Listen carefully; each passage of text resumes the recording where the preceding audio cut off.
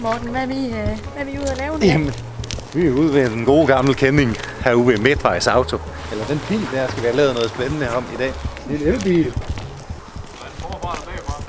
Ja. Og Olivia, kan du lige... Hvem er det, vi har bag kameraet i dag? Jamen, det er jo mig. Her er midt i regnvejret. Du er blevet slæbt med herude i dag. Altså, det er jo bare sådan en, du får bare en besked om morgenen. Siger, så skal vi skal ud til Midtvejs Auto i dag. Og her er du så. Hyggeligt. Ja. Så vi skal jo lave en masse spændende ting. Skal ud og køre stærkt? Ja, det skal vi. Ja.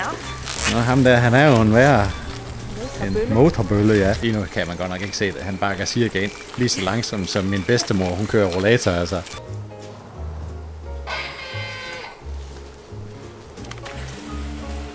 Det er en fancy bil, når man ikke rigtig lige ved, om, altså, hvordan man starter den. Nå, det er jo lidt et problem. Er den i drive? Det finder du ud af, når du... Ja. Det kunne du da godt finde ud af. Ja.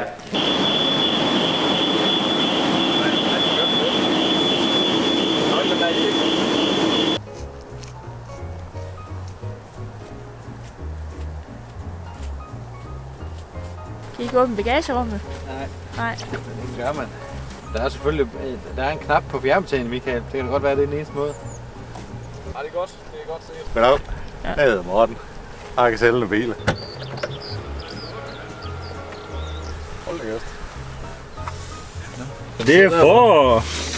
Jeg kan huske ham. Ja. Nej. Nu er vi simpelthen stjålet den her bil. Så kommer vi rigtig ud på landet, jo. Ja. Hvis du er trættere. Så vil vi få lov at låne den her, Olivia.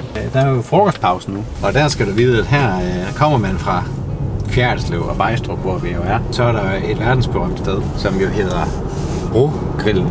Mindre nok hedder Brogrillen. Så der skal vi ned og se, hvad de har.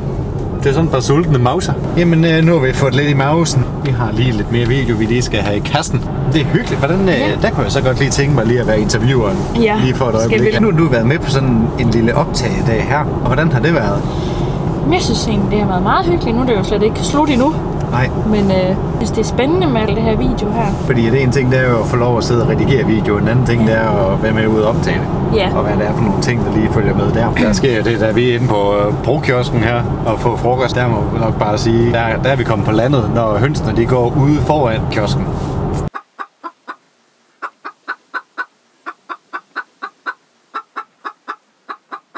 Hvad var det, vi fik at spise, Morten? Vi fik en kylling bacon sandwich. Kiggede også noget surt på os. Måske det var den lille kyllingunge.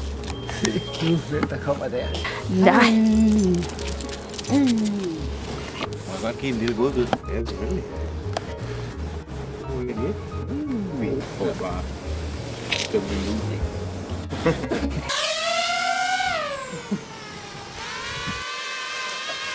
Sådan en drone, det er... Så er det bare som om, altså, du ved, jeg føler mig lidt som Superman.